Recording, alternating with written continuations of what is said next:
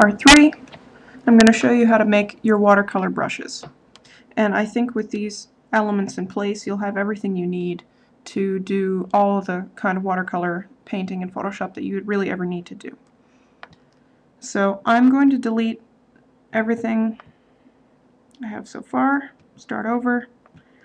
The other thing I've done is I made a Photoshop action for the process of creating a group, adding the mask, filling the mask, doing levels on the mask, and now I just have a big button that says Make Watercolor Group. So this thing just populated a watercolor group for me. I have this thing, it's ready to go. But to once again emphasize the fact that you don't need special brushes to make this work, I'm going to do a little demo of the brushes that I like to use on an unmodified layer so that you can see you can pretty much do whatever you want and the watercolor masking will do the rest for you. So I'm going to use, just to start with, a standard airbrush tool. It's just a round airbrush. It's because I have a Wacom tablet, I have pen pressure controlling the size, and I also like to control the flow using pen pressure. I think in a future screencast I might talk a little bit about the difference between opacity and flow. I never ever change opacity from 100%. Flow is much more useful to modify, and when it comes to doing the watercolor stuff, that is the key.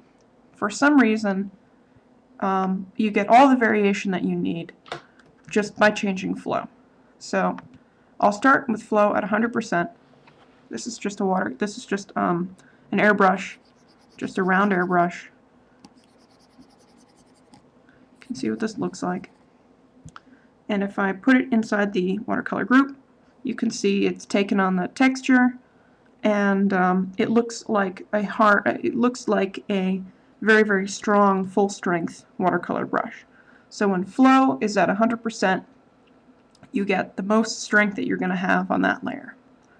And as you dial the flow back, you start to get more and more watered down look.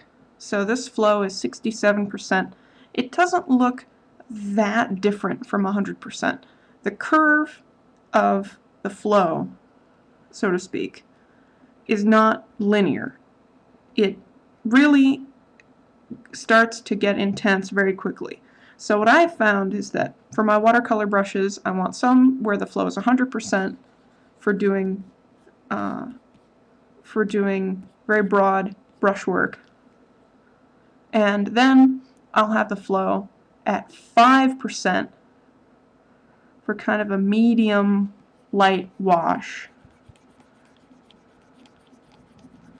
That's if I want to layer something like this. And then you can bring it all the way down to 1% if you want to do let's say you want to tone the paper and you want to do a very, very subtle build-up. You're going to want to get the flow all the way down to 1. So if I do this in blue, you can see it a little bit better.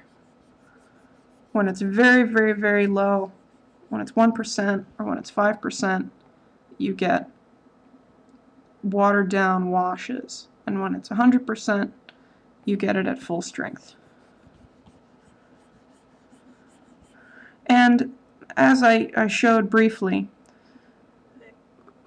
a lot of watercolor technique books show you how to do a gradient using two colors and blending them together with water. Because we have a nice blending tool, we can do this with this method as well. I can throw away this pencil drawing because we don't need it anymore. For example, if you're painting some kind of a sunset and you want purple at the top, let's just say these colors are going to be kind of garish, but it's okay, and you want pink at the bottom,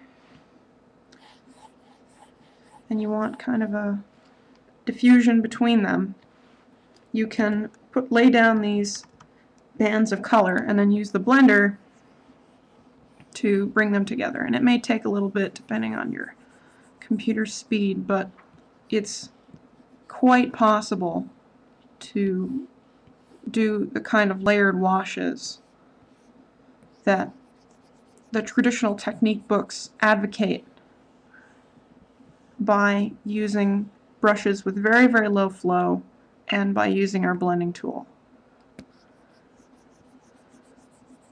This is a kind of high resolution image, so it's slowing down a little bit, but you can kind of get the idea of what's happening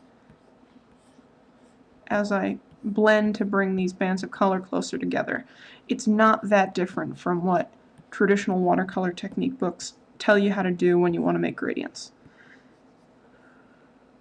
And you can even use a gradient tool. There's nothing, you can use whatever tools you want. You don't have to even use a brush tool to paint in a gradient. You could use a gradient tool on one of these layers and it will have what the look you want because it's masked.